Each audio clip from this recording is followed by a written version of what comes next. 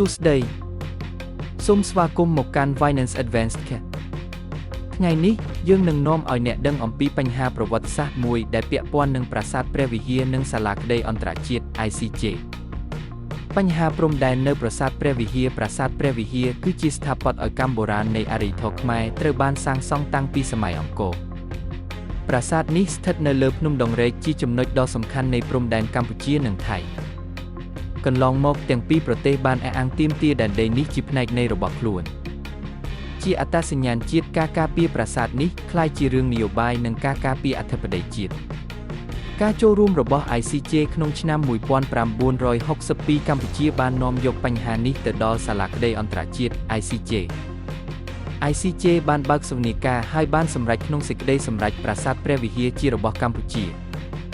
ថៃត្រូវដកយោធាចេញព្រមទាំងអនុវត្តសេចក្តីសម្រេចប៉ុន្តែបញ្ហានៅមិនអស់ទេបញ្ហាបន្តមកវិញម្ដងដោយសារសេចក្តីសម្រេចមិនបានបញ្ជាក់ព្រំដែនជុំវិញប្រាសាទច្បាស់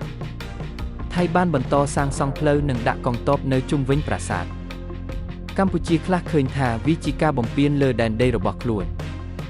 ក្រោយពេលមានការជម្លោះយោធាចាប់ពីឆ្នាំ2008 2011កម្ពុជាបានដាក់ពាក្យស្នើឲ្យ ICJ ពន្យល់បន្ថែម